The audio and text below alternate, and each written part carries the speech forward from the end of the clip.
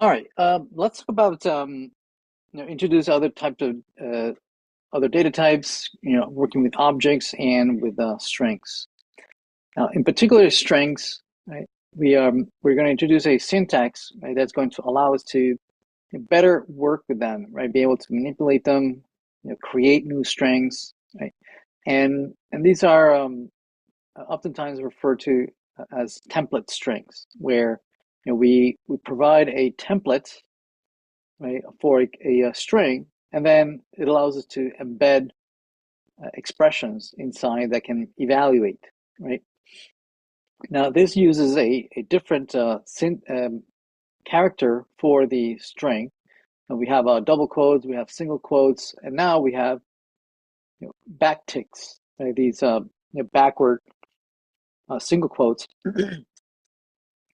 and this allows you to use quite several much better syntax, right, for working with strings, right? In particular, it allows you to have multiple lines, right, that can spread across multiple lines, without having to add, the plus operator over and over and over, right? And also,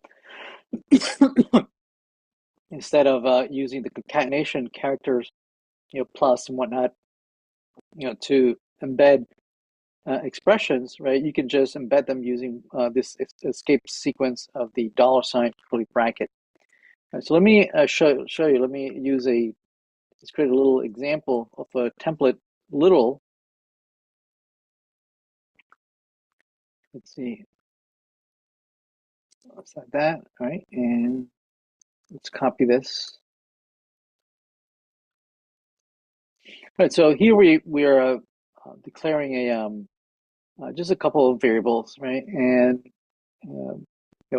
numeric variables, and illustrating different ways of concatenating content. So you can still use the regular plus operator that allows you to concatenate, a string with another string, or string with a Boolean, string with an integer and whatnot, right? And it will convert that other data type into a string, right? So that the whole thing becomes a string. Now, to achieve the same thing, you can use instead this backtick template little new syntax, right? That is a backward tick like that. See that? So it's not a single quote, right? And a single quote would create a constant text string like that. See that? Notice that this is literally that string here, but instead, backticks. What it does is that now this is a little string, right? 2 space plus space 3 space equals space, and then this is an embedded expression, right? So where you evaluate whatever that is into a string, and it gets concatenated with the whole rest, right? And this allows you to do some very powerful things, and we're going to be using this new syntax quite often. You should only use it if you need the powers of having to um, embed strings. If not, you should just stick to the regular single quote or double quotes, right? Here's another example of embedding the username. You can also embed expressions such as ternary expressions, right? As long as this inside expression evaluates to a string, then you can do whatever you want in here, right? So here we have, depending on logged in, we evaluate to yes or no. So logged in is yes or no, right? Depending on what it is. And then here we're just displaying the content. So let's include this in lab 3. So template littles. Let's see. So we have templates, template littles, and there it is. So we have 2 plus 3, 2 plus 3, 5 twice, right? And then whether you're logged in or not. Okay. All right. So let's talk about another data structure that is, quite useful, right? In any programming language, the JavaScript arrays. Let's take a look at JavaScript arrays. So here's we have a simple array, right, of numbers, and so you use the square brackets, right, to declare arrays. Now, one cool thing about JavaScript, or dangerous, I guess, is that you can mix and match data types, right? They don't have to all be the same data type. Here we do have it all integers, and when we have that, You know, you can use functions such as filters, map, find, all sorts of functions on that array, right, to compute either a single value or a different array, right? So this, for instance, filter takes an input array, right, and it calculates a brand new array, right? It calculates presumably a smaller array, right? So for instance, all dot filter, it calculates, you know, based on the original array, it's going to compute a new array that what it does is that, you know, it can take as argument a function, right? A function here that the function can either evaluate to true or false. And what it does is that it iterates over the array, and for every item in the array, it calls the function that you give it here as an argument, right? And as it's iterating, it passes each item in the array to the function as an argument, as a parameter, and then the function either returns true or false, right, for that particular parameter, right? So for one here, we're doing 1 modulus 2. Is that equal to 0? No, right? So 1 modulus 2 is not equal to 0. So maybe it's not divisible by 2, right? So it returns false.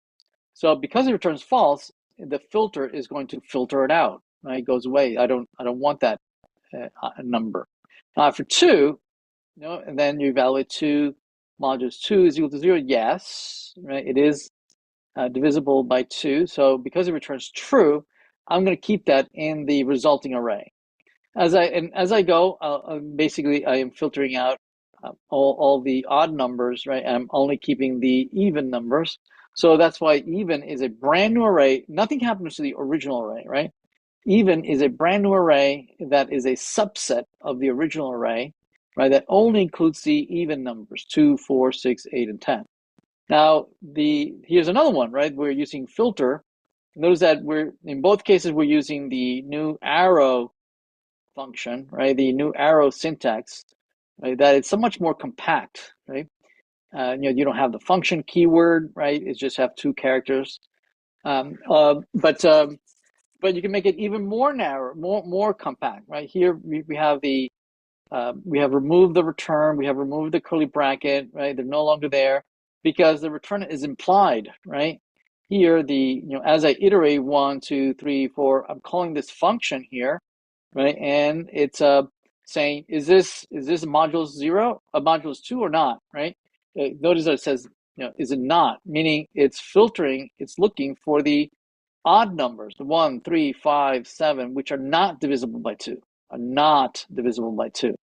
Right? So notice how much more compact this is here. Plus, you know, the parameter parentheses, I've dropped that as well. So this is much more readable, very easy to read, as opposed to using the much more verbose legacy version, you know, with the function keyword, the return, and all that, right?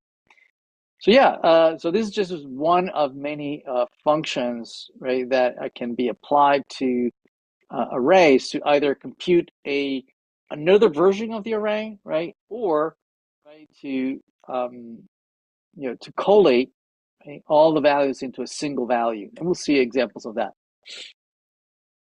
Yeah, note the syntax here with but they're pretty similar, right, with using the return and not. Okay. So here's another example, right, or discussion on whether we're using the newer syntax, right? That it's much more compact, right? With the arrow function, the equivalent syntax of using the older function syntax, right, where you use the function, right, and the parameter and the return. Notice how much more verbose and perhaps harder to read. You know, it's much better with the new syntax.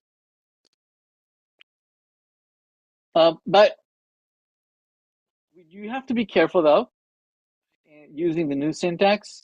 If you are using this new syntax, notice that you know, to debug this, there's no place for you to put a breakpoint, right? Because it will be just one single line.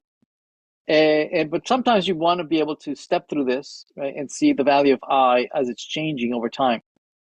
And so we'll talk about debugging in a minute. But here, definitely, there's no way to put a breakpoint, right? So oftentimes you need to convert this into the more verbose version, right, where you have an explicit return, just so that you have an additional line where you can put a breakpoint, right? Now, if you do that, careful, right? Because you do need the curly brackets, you need the return, you're closing curly brackets, right? And then if you want to put it back into its original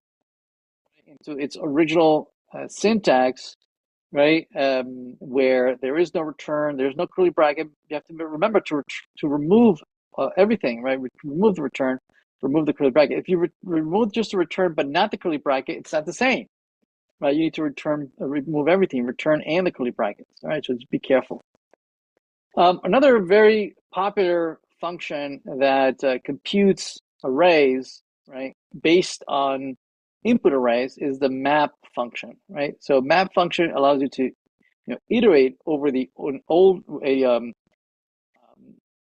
initial array, right, and compute a brand new array, right? That what it does is that for each item, right, it's going to pass it to a function argument here. It's going to pass it, and as it evaluates the function, each one of the values that it computes, right, they're going to be stored in a brand new array, right? So, for instance, with one, right, the input is 1 times 1. You get 1. Here's the new array, 1. If we try with 2, there's 2. Then 2 times 2 is 4, and we're collating all these values into a brand new array, right? And we're assigning it to squares. So 3 times 3 is 9. 4 times 4 is 16.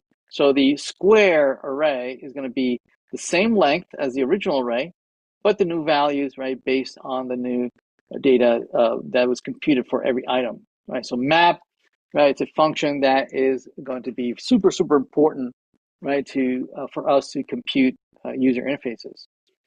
Here's just a couple more functions. Find, it iterates over the array. These all take functions as arguments, but some of them, like filter, compute a new array, but some of them, like find and find index, don't compute an array. Actually, they come back with a single value, right? So find is checking to see, where is it that the input, 1, 2, 3, 4, 5, which one is greater than 3. And once this is true, for each one of them, when it finds the first one that makes this true, it stops iterating and it returns. This whole thing evaluates to, right, the value that made this true. So greater than 3, then that's 4, right? Because 1 is greater than 3, no. 3 is greater than 3, no. 4 is greater than 3. Okay, so this whole thing evaluates to 4, right? Or instead of the value, you might be interested in the index. What position is this true? So then you would use find index, so that it evaluates, 1, is 1 greater than 3? No.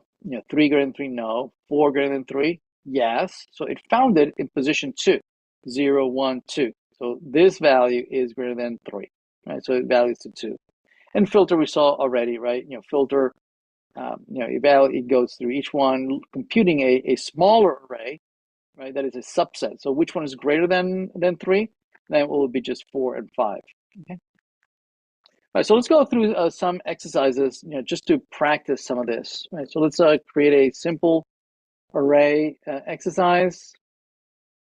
Let's create a file called simple arrays, and let's copy that in there like that.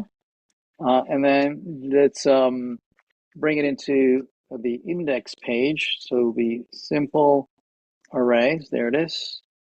So a simple array. So let's take a look at what gets rendered. So let's look at the exercise. So here we're declaring a variable, a block scope, blah, blah, blah. And let's see, the simple arrays is displaying number array 1, which is this one. There it is, number array. No. Okay, there it is. Declare right here. Declaring 1, 2, 3, 4, 5. Okay. And it's displaying it just to show you what, how by default, how React renders an array. Notice that what it does is that it just concatenates each one of the items, right? 1 concatenated with 2, concatenated with 3, concatenated with 4, and that's what it renders as an output. The concatenation of all every single value, 1 through 5, right? Actually, that's important later on when we try to render a map.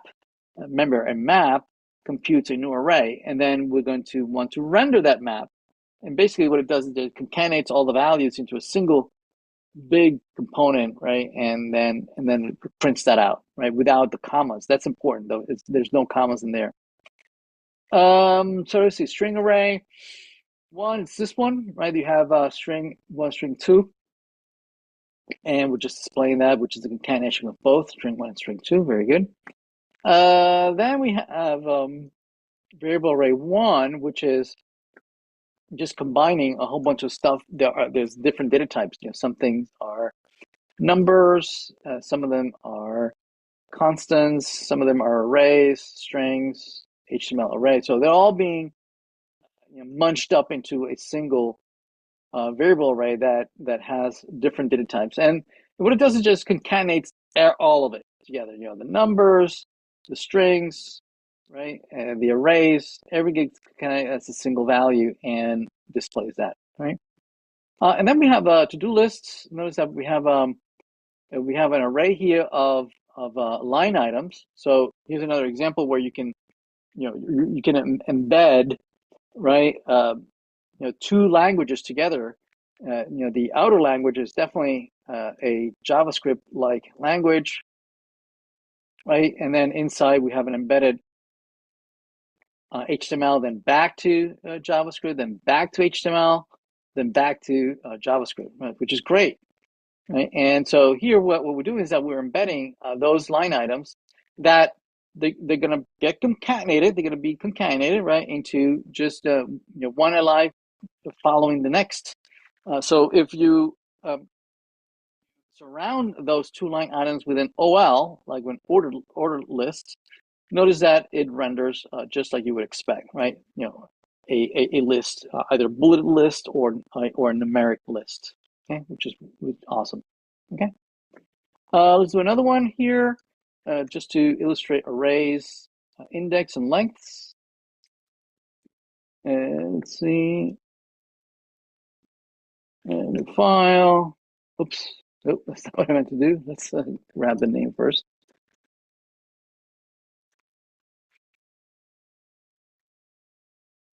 And let's show that. And then let's go into lab 3. And this is array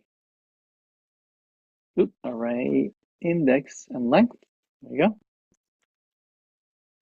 Yeah, so we can ask an array what the length is, either by saying dot length, right, of the array. So this one is 5 items, and also we can ask what to look for a particular element in the array using the index of, right? It will look for 3. It'll come back with its position, which is position 2, 0, 1, and 2.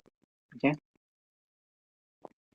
Okay, manipulating array. So we can once you declare an array and give it its initial set of elements or components, you can after the fact you can add more items or remove items. So let's take a look at how to do that. Let's import them in lab. So this is adding and removing. So adding and removing items from an array. Oops. See? Huh? So let's take a look at the code. So here we are declaring a simple array of integers, of strings, just like before, right? Of DOM elements, right? Line items. So you can use the push. You can use push, right, to add new items at the end. Become comma 6. This would become string 2 comma string 3. Or you can add an additional line item to the end of this. So it would be buy milk, feed the pets, and then walk the dogs, right? So that's how you add items at the end of the array. Or you can also remove items from the array using the splice function. Splice the function takes as arguments a location, right? Which index do you want to remove, right? And then how many items do you want to remove? So remove one item starting at position 2, right? So let's see how that worked out. So here we have 1, 2, 3, 4, 5, and then we added 6, but then we removed at position 2, we removed 3, right? One item. So let's notice that 3 is not there. We added 6 at the end. There it is, right? But we removed 3 from the middle. And finally here, string array, right, at the position 1. So string 2 is removed. So you end up with just string 1 and string 3, right? And then we just display them here. In particular, to do array, it includes that the third item there of walk the dogs that we have added using the push function. Okay. Certainly, you can loop over content, obviously. So let me show you here. Loop.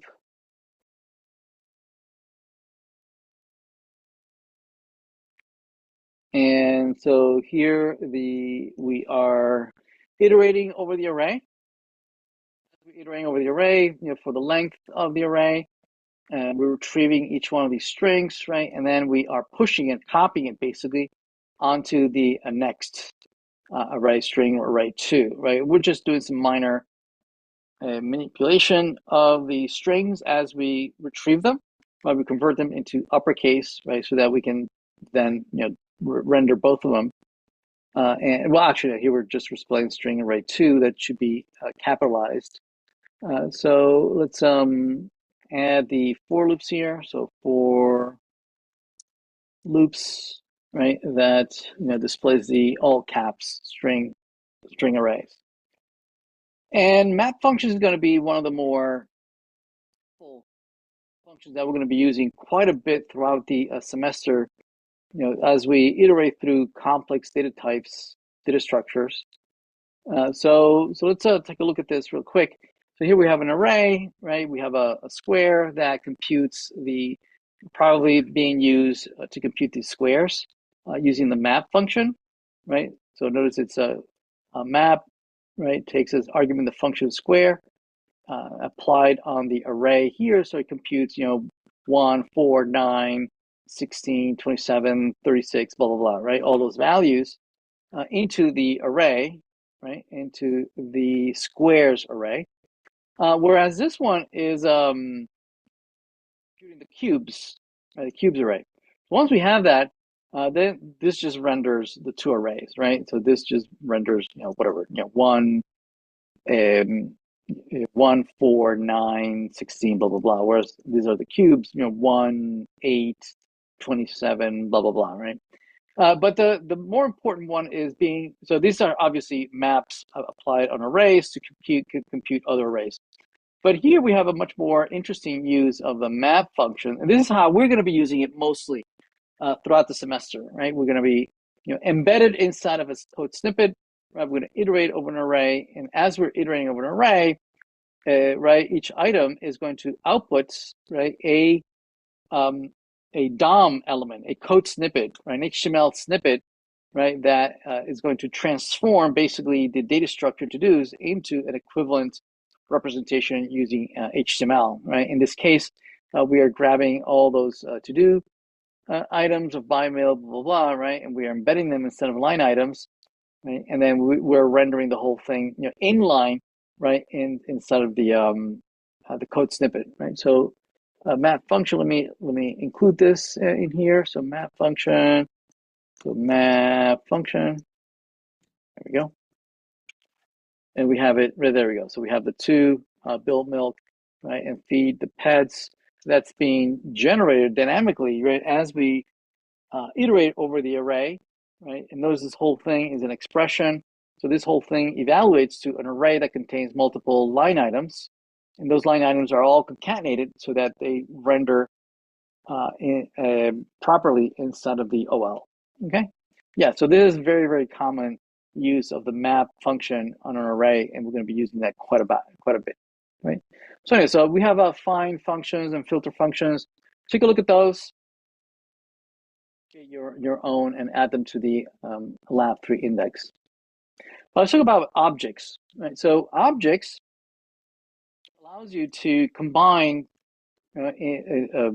create compound data types, right, that combine various data types, right? So you can combine various properties that have numbers and strings and booleans and arrays and nested objects, right? All within a complex data type called objects, right?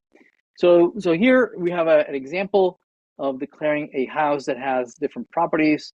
Here's the declaration of the house constant that has a property bedroom, bathrooms, right? An address that breaks it up into more details, how many sub-properties of streets, state, city, blah, blah, blah. And then you have owners capturing how many people own this property, right? So let's create this and a new component for house, and let's declare the content. Let's and then once we declare it, the data type we can use the return to compute, right, to convert the data type, convert it into a user representation. So the way we're computing it is that we're going to display the bedrooms, we're going to display the bathrooms, right, and then we're going to use JSON stringify. So JSON stringify, right, that's a global object that is available to the JavaScript runtime inside of the browser that allows it to convert objects, right, little objects like this, right, into their string representation, right? So it stringifies, converts objects into strings, right? Plus, you can do some formatting, right? You can have your own format function, or a simple format saying, just add, if it's nested, add, 2 characters here, 2 characters, right, when it gets rendered on the screen. Okay, and so yeah, so let's include that in our lab3 index. So this will be house. There we go. And there we go. So we're displaying the bedrooms, the bathrooms, and the data, right? We are rendering its its formatted representation, visually, so you can visually parse it. Okay, again, using stringify. So yeah, so just JSON stringify is used for converting data types into their string representation. In particular, when applied to squares, right? It's interesting that it uses the full formatting of square brackets and commas, and if it needs it, it also adds strings and whatnot, right? So yeah, work on that. Here's another example of iterating over a data structure and converting it to an equivalent visual representation. So let's create a folder of to-dos just to illustrate how we can manipulate or convert data structures into their equivalent visual representation. So here we have a to-dos JSON file. So it contains data formatted using the JavaScript notation, right? Right. So here I'm just adding some spacing here so that we can more easily parse this with our visual cortex. There we go. So yeah, so there's an array of objects, right? And each object has 3 properties: title, status, and done, right? And so we're going to iterate over this and transform data structures into an equivalent user interface. Right? So first of all, we'll create a to-do items. And to-do items is going to be using the, wait a minute, yep, to-do items. Oops. Let me copy that. It's going to use the arrow notation, and it's going to introduce, it's going to be our first example of passing a component arguments. There it is, right? We haven't yet ever passed a React component arguments. Right? Here we're passing a single argument to do, and notice it has an equal sign. That means that this is a default value, meaning that if I pass to do and it has no value, then it will default to whatever I have here. So it defaults to what? An object, right? So to do is expecting to be an object, right? And the object by default, if I don't pass anything, it will default to an object that has a done Boolean value, a title string, and a status string, right? Basically the same schema as this to-do JSON file, right? So the done Boolean, the status string, and this title string, right? And what does it do, right? It renders the title and it renders the status, right? That's all it does, right? Inside of a line item, see that? So probably this to-do item is meant to be embedded inside of a bigger UL, right? An unordered list or an ordered A and or an unordered list, right? Tongue twister, right? Yeah, so let's use this inside of the context of iterating over that array. Okay, so let's create a to-do list like this. And so let's see. So let's add a to-do list here, right? And then let's copy the content. All right. So notice that this is the first example, right? Of well, I mean, we have imported components before, right? Certainly that, but it's the first time that we are iterating over an array. So well, actually, this is the first time that we're importing a JSON data file, right, that contains an array, a data structure. We're iterating over that array. We're mapping, meaning this is the whole thing is going to evaluate to another array, right? The input array is an array of objects, but we're going to convert it into an array of line items, right? This needs to be an array of line items, okay? Right, because that's what the UL is expecting, an array of line items. So here I'm iterating over the input array of to-dos. I'm mapping, and what do I do here? So for each item, I am returning, right, the to-do item. See that? So I'm evaluating to whatever the to-do item evaluates to. What does the to-do item evaluate to? To line items. See that? So this whole thing, right? One of these evaluates to a line item. Okay, and that line item takes is parameterized because it allows, it's expecting me to pass a to-do object here, right? To-do object that has as value, it's passing each one of to-dos down to the component, right? It's passing it as a parameter, and then the component is receiving it here as a parameter, which it then uses to render the title and the status. See that? So notice that this is the attribute, like we've done, just like we have the class name attribute for the UL DOM element. Well, to do is a property, right?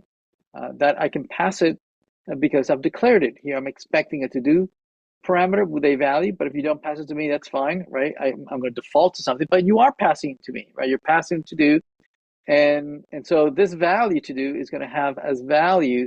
You're going to have first this object, then here you're going to have this object is going to be passed in to do, and then this object is going to be passed in. So this is going to evaluate to a line item that it has going to be the title of buy milk, and then the title of pick up the kids, and then the title of walk the dogs, and then you have a status of deferred, blah blah blah. Okay, all right. So yeah, so let's the to-do list. Let's include that. Let's include that in the lab 3. So to-do list like that, and there it is. So notice that it renders. Oh, actually, much nicer than I thought, right? So the to-do item, notice that what it's doing, right? It's rendering as a line item, but the line item contains an input field of type checkbox. There it is. See that? Okay. That the default value, whether it's checked or not, right? It's taken by a Boolean that is either true or false. So it's going to check this. So you have this check mark here because only the first one is true. All the ones are false, right? Notice that the only one is done, whereas the other ones are not done, right? So that's why we see that only one is checked here. And then followed by the title and the status. So the title, right, and the status, right, in parentheses. Everybody good? All right. All right, so let's talk about spreaders. So spreaders are a new feature in ES6 that allows you to copy, right, content that exists in one array and copy it over into another array. Or also works with objects, right? If you have an object, right, it has some values, some properties, right, some values in those properties, you can spread or copy, right, that particular object onto a new object. So object 2 has some hard-coded values, D, E, and F, right? But here we are overriding it by spreading the content of another object at the beginning of the target object, right? And I can use object 1 multiple times here, and then you can use it here again, right? Where you are copying over A, B, and C onto the target, right? So some interesting questions you might want to consider. So for instance, here, right, we have array 1, 2, 3. The resulting R2, right, is going to be, right, concatenating 1, 2, 3 here, 1, 2, 3, and then concatenate, adding the 4, 5, 6 at the end, right? Now, array 1 doesn't have to be in the beginning; it could be at the end as well, or in the middle. It doesn't matter, right? And it'll appear in the order in which you add it. Okay. Now, objects are a little bit different. Here in the arrays, the positions are well known because they're the indices, right? And they're all zero-based, 0, 1, 2, and so on and so forth. They're very well understood, right? And then you have the values. So you have indices and you have values. Now, in objects, you don't have indices, but you have properties, right? You have properties, D, E, F. Those are properties. So whereas arrays, you have indices and their values, here you have properties and their values, okay? Now, the indices in arrays are unique. There's only one index 4 or index 0, right? Index 1, index 2. There's only one of those indices. But in an object, actually, we could fall into the problem of having properties that have the same name. Like, for instance, here we have D, E, and F, right? If I add object 1 at the beginning, then it's clear that there's no collisions of namings, right? You have 1A, 1B, and 1C in the target object 2, and then it follows by 1D, 1E, and 1F. No problems there. But here, notice that we do have a problem, right? Because notice that I'm copying over A, B, and C here, right? But then my target object also has another B, right? Then the question arises on, well, which one wins, right? You can't have both B's. You need uniqueness in your properties, just like you need uniqueness in your indices, right? So here you have the object 1, you have the A, B, and C, 1, 2, 3, but then you have a B4 here, right?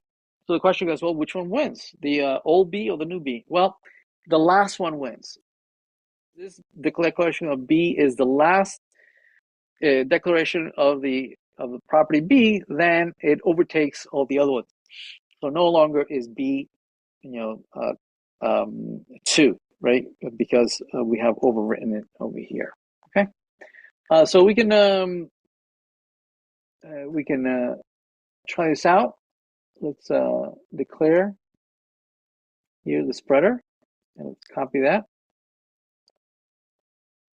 and then let's bring it into lab 3. So the spreading.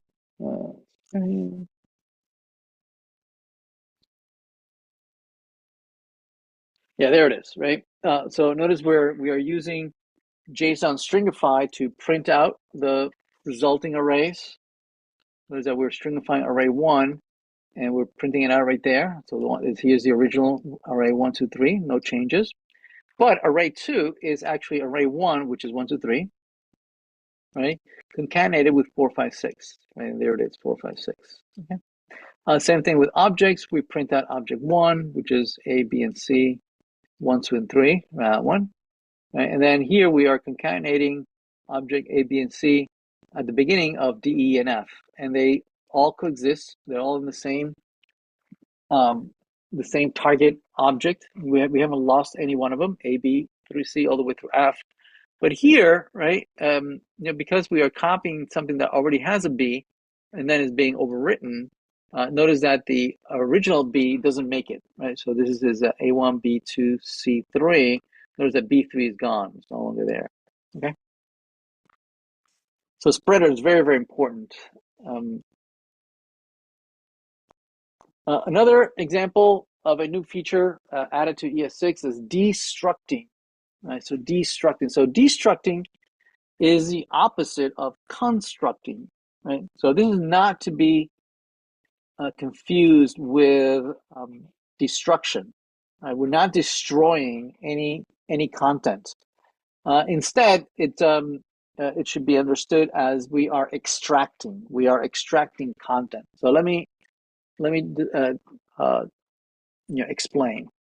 So in the older version, right, if you had an array or an object and you wanted to retrieve individual items from that array or object, right, you would use this notation of indexing, right? So you retrieve the 0th element and that's the element number 2, and then that's how you would initialize A and B.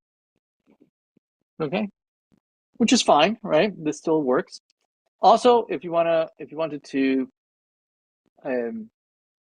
swap the values of A and B, right, you would need an extra variable, right, that allowed you to temporarily store one of the values, swap the values, and then recuperate the original value of the temporary variable, right?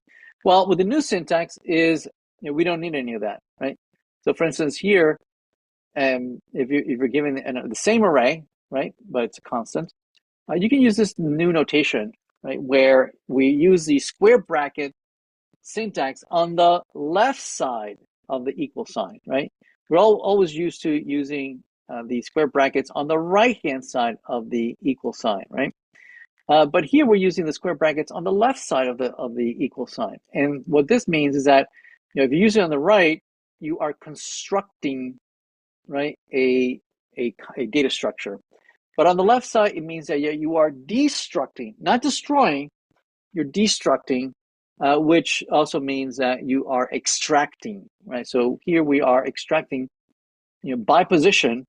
Since A here is in the first position, it's extracting the number 1, and B, since it's the last one, is extracting value number 3, right? So, which is the equivalent of doing list sub 0 and list sub 2, yes? But this is so much more elegant, right? And less verbose. Also, swapping, right? Notice that you can take the input. You can have an array, right, that has a particular set of values, and you can just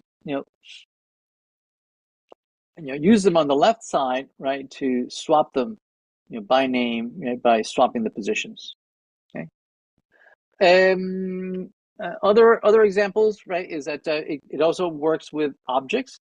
Here we have a particular object called temp that has properties A, B, C, and D, right? Typically, you would use the syntax of the dot notation to extract items A and B, A and C or whatever, right? And then store them in some local variable or whatever, right?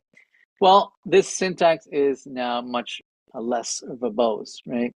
Instead of needing these 2 lines of code, you can just extract or destruct the values by their name, right? Here it's by position. Here we are destructing because A, right, is in the 0th position, so it takes the 0th item, right? So the first position takes the first value. Here the last position takes the last value. So these names, A, B, could be anything, doesn't matter, right? Because they're being bound by the position that they have in the particular array. Whereas here the name does matter, right? Because the properties are the indices, right? And so dot A and dot C matter, right? Because those are the names of the properties that were used. So here A and C are these would have to be properties that actually exist inside of the target array, right? So this is extracting A, extracting C, so that A and C are 1, 2, 3, and 3, 4, 5. Okay. Now it also works, right? The destruct syntax also works when invoking functions, right? So for instance, here if I have a function h, right, and I invoke it with an array, an object, sorry, with properties name and val, here it is. The arg is the value of arg is name bar val 42. So in here you can then extract individual properties using the normal dot notation, right? And here it's being used again to display, right? But now because we have this new syntax of destructing, right? Now we can do things such as call the h function, but instead of doing the extracting each item line by line, right? Okay, instead of doing that, we can use the destruct syntax right in the parameter list. Here it is, right? In the parameter list, see that? We have a destruct expression that is extracting from the parameter that's being passed. So we're passing this parameter like that. And so we're using destruct syntax, right, to map each property by their name, and then initializing those values by their name. So name gets bar and value gets 42, and then we just displaying that. Okay? Now, because because we're using names and not positions, right? If this were an array, which also works with arrays. Arrays would be using indices, right? Their positions 0, 1, 2, 3, which are immutable. Whereas here, because we're doing it by name, right? The destruct syntax, right, works just as well if you swap the names, right? Because names, the ordering of the names don't matter, right? Only the actual name of the property matters, right? Whereas in the arrays is the opposite, right? The name of the variable doesn't matter, but the position matters, right? So here's an example of using the same notation of the of destructing, but oftentimes you might need to rename the properties, right? So for instance, these names and vals need to match the argument, the property that's being passed here, but inside of the function you might need to have new names. So you can use this syntax of colon, right, to give them new local names, right, to be used inside of the body, right? Now, it also works with arrays. So here we have a destructor syntax, right, using the square brackets, right, in the receiving end of a parameter list. And so we're passing an array of an argument, right? And then by the position name, right, because it's is at the beginning of the array, it's going to get the first element, right, of the array, and this one gets the last item of the array, right, and we just print out bar 42, right. Other pretty cool syntax that was added in ES6 is that if you create, so say you have these variables. Actually, let's make them let.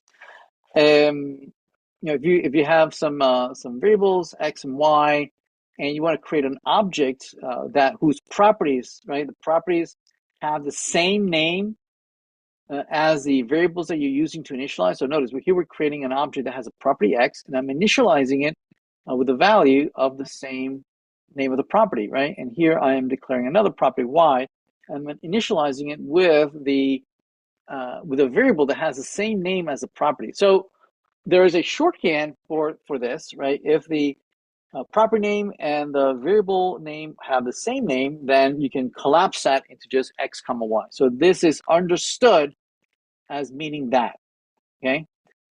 This, when this gets transpiled down to the low-level JavaScript, right? This gets expanded to that, right? But it's a nice syntax, right, to make the language so much more compact, right? So let's look at a couple of examples.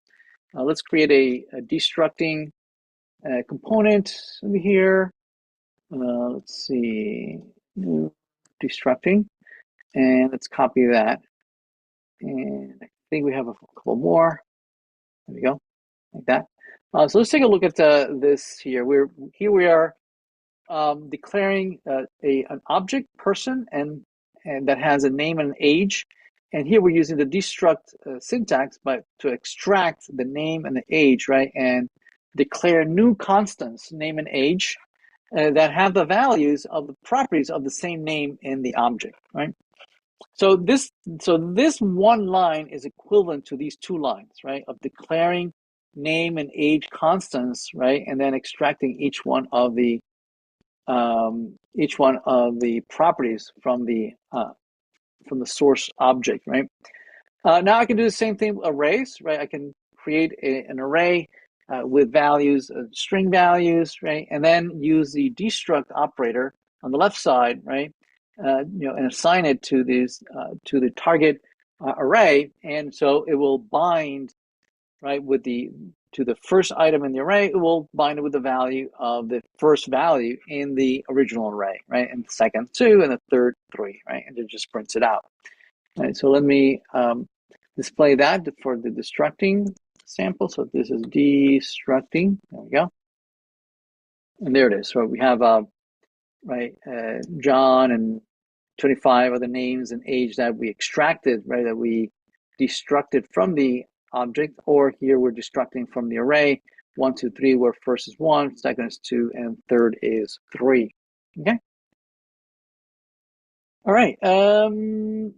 Yeah, let's take a look at using this syntax, but in the context of functions, right? So here we have, let's create a function destructing, right? Let's see, and let's copy that, right? And let's see, destructing parameters. So, all right, so let me include this in the lab 3. So this is function destructing, so function destructing, there we go. Okay, so let's take a look at the implementation. Okay, so here we have we are declaring an arrow function called add, another one with sum, subtract, and difference. All right. So notice that the first implementation just uses just regular A and B that you can pass it as arguments, right? And you're declaring each one individually with its own data type, right? And then you're evaluating to respond with the addition, which is fine, right? Exactly the way we normally implement it, or perhaps we might have used the function keyword, but here we're using the new arrow. Only pointing out that we are declaring the data types of A and B.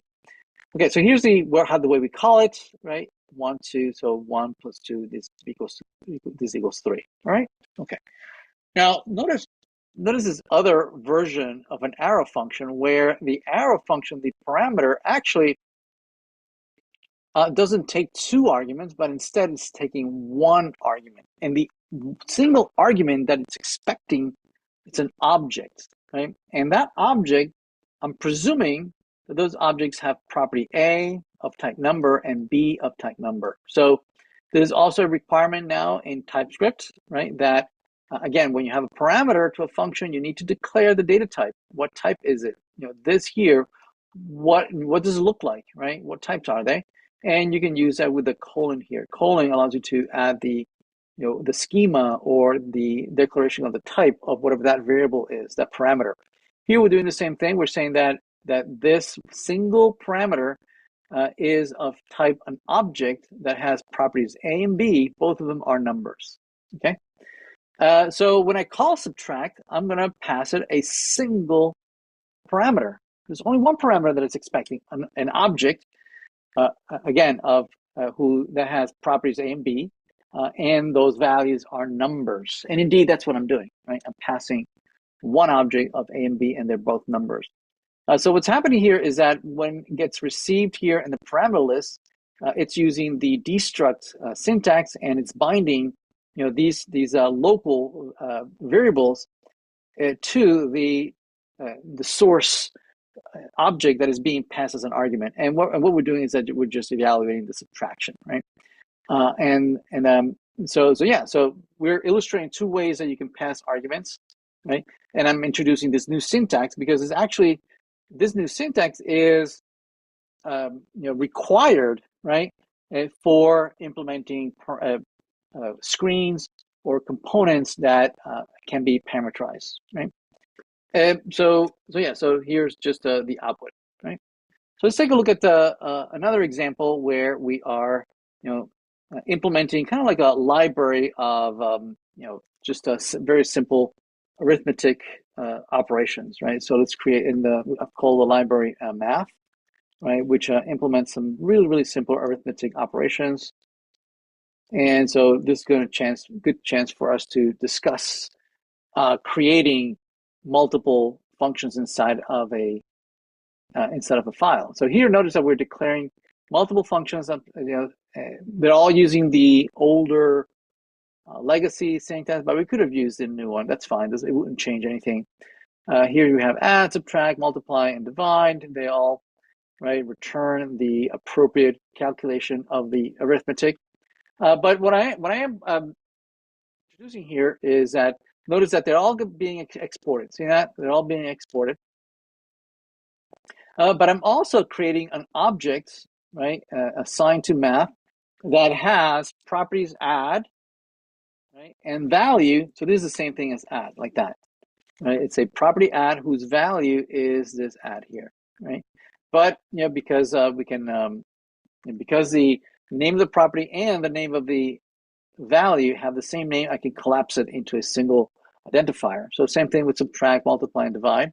So here I'm creating kind of like a map, right, of name value pairs, right, like a hash table, and I'm exporting the math as the default, exporting it as the default. Notice that none of the other ones are being exported as defaults. See that? They're all being exported as just normally, right? So export is going to allow, basically the keyword export needs that other files are going to be able to import, right, these functions, right? And here they're also going to be able to import the math constant here. I can export functions, but I can also export, constants, variables, whatever, right? Here we're exporting an object here, right, called math. Everybody good? Now here, none of these are defaults, right? But this is the only one default, and that is the syntax, right? Only one export can be the defaults, right? And we've been using defaults quite a bit, like over here, export default quite a bit, throughout the last couple of weeks, right? But we haven't really explained this. We know that export means that I can import, right? But what it means to export default, right? So if you export without the defaults, right? Whenever you import it, you have to use the destruct syntax, which we just learned about, right? Whereas if you export default, when you import it, you don't need to use the destruct, right? And we've seen examples of that. Notice that here, this function is being exported as default. And when we import it, right, notice that we import it, none of them are being imported using the destruct syntax, right? They're just being imported normally, right? No curly brackets anywhere, right? But I want to illustrate this case where I'm exporting a whole bunch of functions. None of them are default, only one of them is default, right? So how would we use it? How would we import these, right? So let's take a look at that. All right, so let's create here a destructing imports.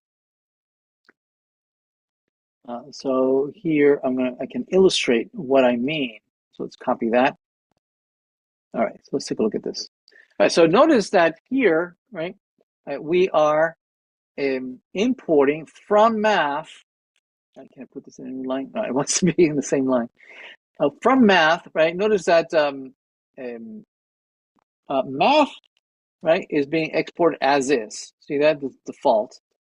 Because it's default, right, it doesn't need to be inside of a curly bracket.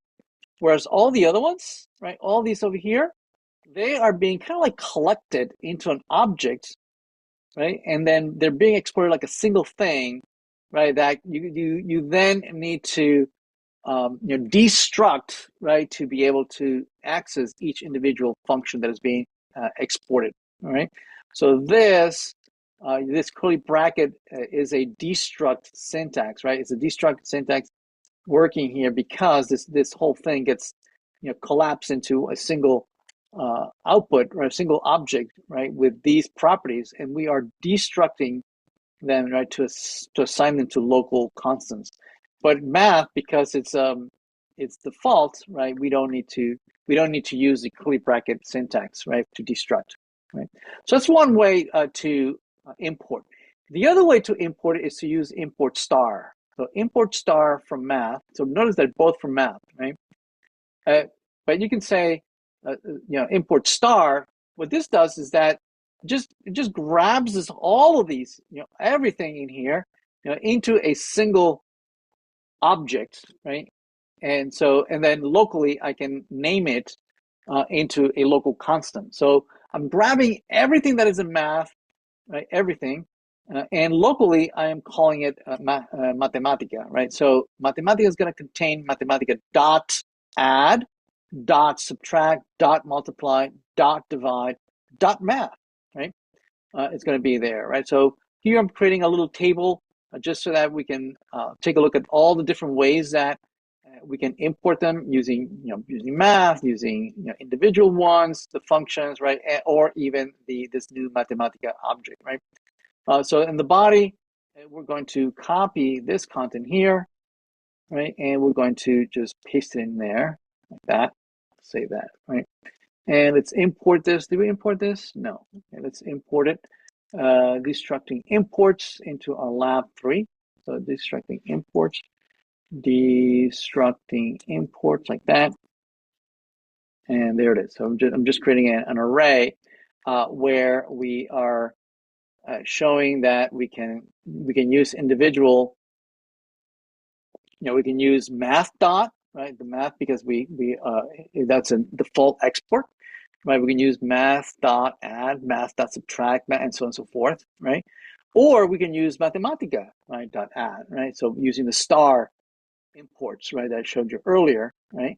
Or you can use them directly, right, because we imported these individually, right, over here using the destruct. So either through math, individually, right, or using the star. And you'll see me use each one in different ways. We'll come back to why would you use one or the other, and discuss that a little later. Okay.